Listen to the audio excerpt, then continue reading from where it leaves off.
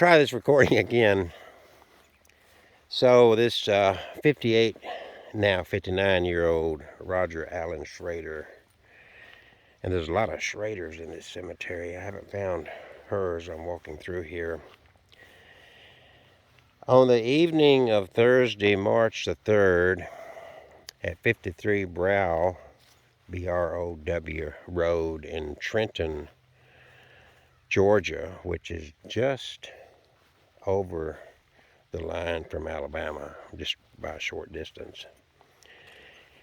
He decided, for whatever reason, well, on the 3rd, I'm sure that 81-year-old Kathy Schrader Watson did not go to bed that night thinking that it would be her last night alive, much less thinking that her own 58-year-old grown-ass son would murder her. But that's exactly what happened on the 4th. For whatever reason, it's hard to find a lot of details on it, but for whatever reason, someone had called and they to do a welfare check. There's a lot of Schraders in this cemetery. And Georgia Bureau of Investigation came out and found her body in the house there at 53 Brow Road in Trenton.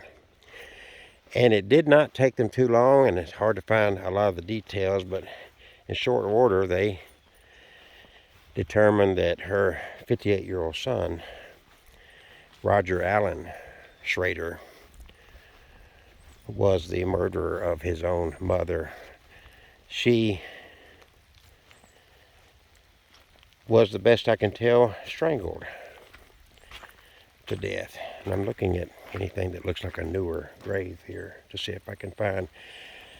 This area is very well populated by Schraders. So anyway, he was arrested, of course, charged with 3 charges, which of course included murder and some kind of assault charge as well.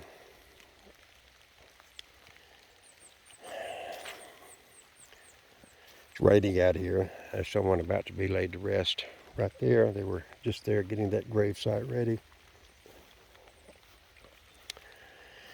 This little butterfly came off. I guess I can attach it back right there because of my winds.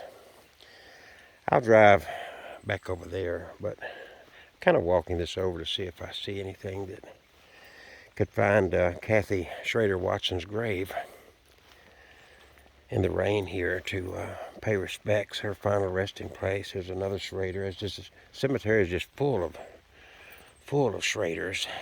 Mac, DeWitt. They're just not just one place here, but scattered throughout the cemetery. But can you imagine your own child? The Bobby Marshall Schrader,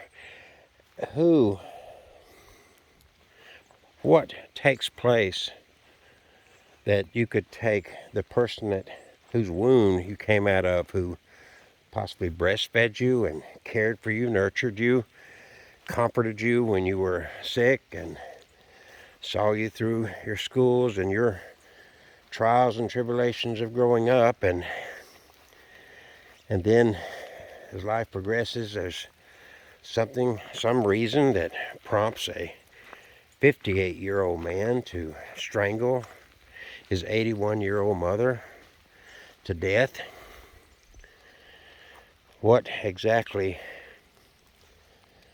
would motivate that? I cannot imagine. I can see having conflict. I can see not agreeing with your parents for numerous reasons. But to take their life, or to even injure them, or to even threaten them with harm, I cannot fathom I didn't always agree with my parents. I did not always see eye to eye with them, and I wasn't always happy with them. But I never certainly even wished them ill will, much less their demise, much less getting to the point to where I'd want to harm them in any way. But this piece of shit, Roger Allen Schrader, chose to end his mother's life. And it's starting to rain pretty good, and I found a lot of Schraders, but I've not found Kathy Schrader Watson's grave here anywhere. So this is where we are, and the sad part about it is, folks, that this isn't rare. This isn't just a one-time deal with one child killing their parent. Statistically, on the average, there is a good 5 incidents of such in this country alone every week. It's not new.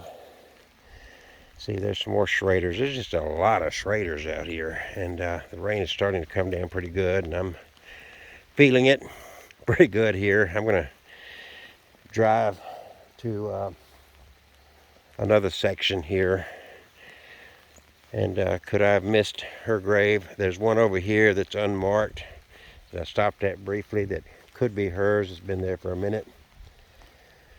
It's across from this New Hope church over here. And this, somewhere out here, is where her remains are interred. And so I'm going to drive over there and see if I can find it in that other section without walking in the rain over there.